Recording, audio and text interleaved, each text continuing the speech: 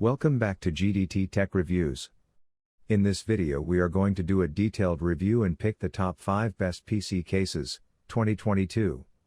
So let us get started and the review based on our studies and small research. If you have any personal suggestion, do let us know in the comment section. If you are for the first time, don't forget to subscribe and click on the bell icon for more videos. We will be also providing affiliates link to purchase from Amazon. Kindly use to for best offers and purchase from anywhere in the world. So let's get started. This chassis is made of steel and plastic and is painted black, inside and out. It measures 546 by 248 by 544 mm, LXWXH, and weighs just over 31 pounds. A slightly modified version of the industrial crossbar design featured on the Master Case H500 and H500P. The design is visually similar to Cougar's Panzer line of cases. The top panel is made up of a large, slightly tinted tempered glass panel. Directly under this panel is an area with mounting locations for 3 120mm or 140mm fans, or 2 200mm fans.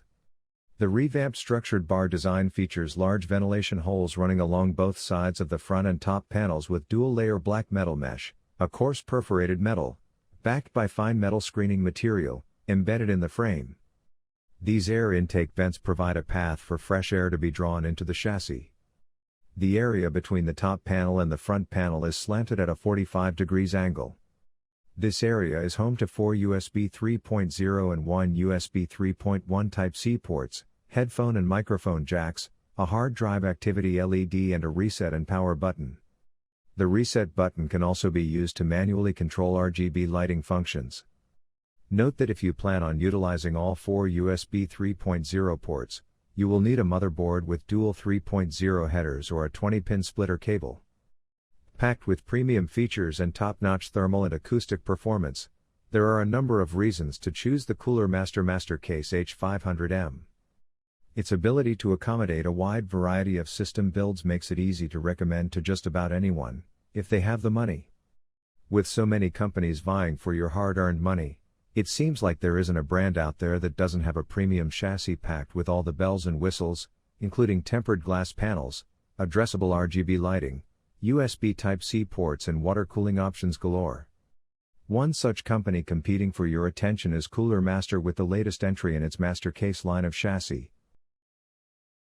The Corsair Vengeance i7200 is one of the best gaming PCs you can buy right now but might not look at first glance. Whereas many companies distinguish their desktops by pouring on the flash with ostentatious case designs, splashy paint jobs, and LED overload, Corsair has taken a more laid-back approach with a basic black aesthetic that makes efficient use of targeted splashes of color.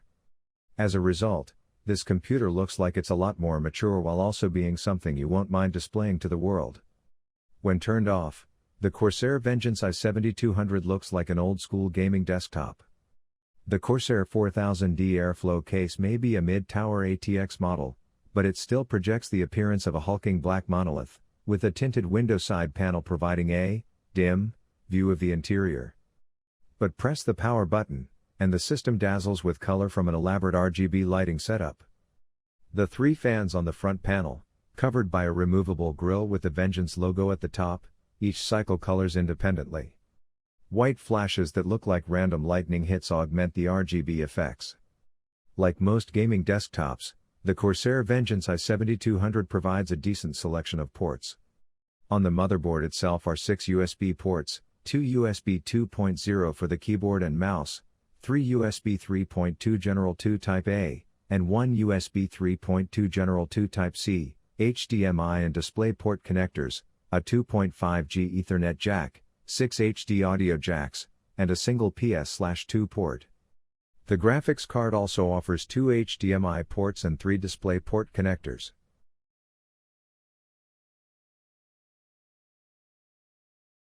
The company accidentally revealed the massive 1000D on its website, along with Amazon, a few months ago, but now it seems like the launch is finally official. The Obsidian 1000D is constructed from steel and aluminum and features tempered glass on the front and side panels. It measures 27.3 by 12.1 by 27.4 inches and weighs around 65 pounds without any components inside. It may weigh as much as a small adult human once it's loaded with two motherboards, up to an e-ATX and a mini-ITX, and all the attached hardware, especially if you intend on filling the gigantic case as much as possible. Both systems have their own front panel I/O, which consists of their own power, reset, and power LED leads, in addition to one USB 3.0 and USB 3.1 Gen 2 Type-C front panel connectors for each PC. The chassis doesn't come with any fans installed, but it has space for up to 13 120/140ths of a millimeter fans, 8 front, 3 top, 2 rear. The front panel alone can support up to two 480mm radiators, the top panel supports up to one 360mm radiator, and the back panel can sport up to a 280mm cooler. Both the top and front radiator trays, fans mounts, are surprisingly accessible. They're attached to rails and glide out of the case for easy installation. The 1000D's storage capacity is also impressive, with space for 5 3.5 HDDs and 6 2.5 SSD/HDDs, each with their own dedicated chamber. The HDDs are in a cage next to the PSU shroud, and the SSDs are on hinged doors behind the tempered glass. There's also a built-in Commander Pro lighting controller that can connect with Corsair branded RGB LED fans and light strips. You can chain enough of the fan controllers for all 13 fan slots that you can adjust using Corsair's IQ software. The chassis accommodates two power supplies, a full-sized ATX, for the full-sized motherboard, and a SFX, for the mini-ITX system. The Corsair Obsidian 1000D is massive and meant to pack as much hardware as possible into its monstrous yet elegant chassis. A modest budget-oriented build would belittle the 1000D's intent, which is to be the biggest and baddest, in a good way, PC case you've ever seen.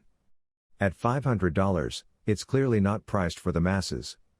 However, for a well-off DIY PC enthusiast that wants to make a midlife crisis gaming rig with a few massive radiators, gratuitous fan and storage capacity, and a sleek tempered glass design, the Corsair Obsidian 1000D dual system PC case could be a viable, albeit not practical, option.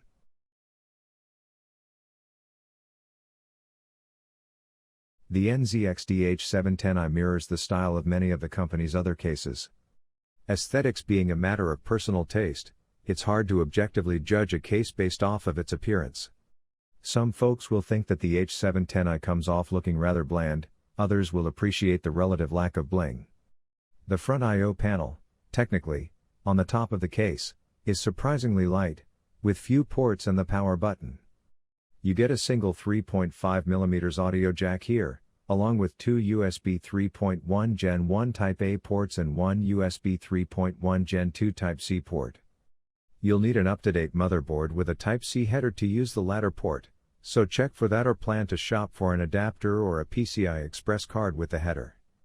To connect it straight to a motherboard without the header, you'd need an adapter turning a USB 3.0 19-pin header into a USB-C header, and that would limit the port to 5 gigabits per second speeds instead of 10 gigabits per second. The interior well of the system is a bit oversized, which means the case can take a standard ATX motherboard, or even an extended ATX, eATX, board. You might also notice the vertical PCI Express slots in front of the usual PCI backplane. You can do a vertically mounted GPU in here, though like most such cases, the H710i doesn't include the hardware or GPU riser cable to make it happen. You'll have to source that yourself. Inside the chassis, meanwhile, is a well-hidden premium feature, NZXT's updated fan controller. The controller looks like a perforated square and works with the company's CAM software for fan curve tweaking and optimization. The case comes with 3 of the company's 120mm Air F120 case fans pre-installed up front and one 140mm Air F140 on the rear panel. This set of gear likely pumps up the H710i's $169.99 price, so be sure you mean to use the CAM controller and the fans before diving in. If you'll just ditch or ignore them, you might want to look at the cheaper, $139.99, H710 instead. The CAM software is better than your average bear for tweaking the fan and lighting internals of the chassis.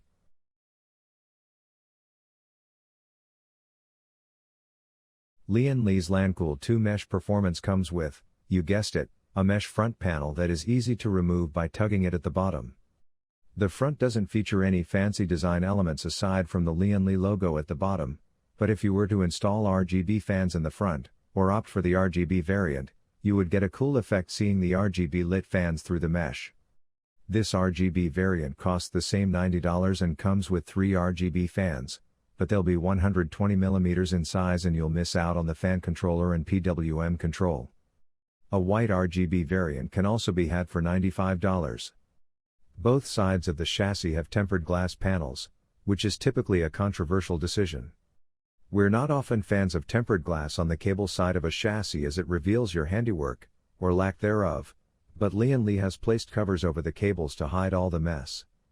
The glass panels both swivel out backwards like suicide doors, but to move them you'll first have to unlatch the PSU cover hatches. All 4 swiveling panels hold themselves closed firmly with magnets, so opening your system is dead simple. Once open, you can simply lift the glass panels out of their hinges to ease assembly or maintenance.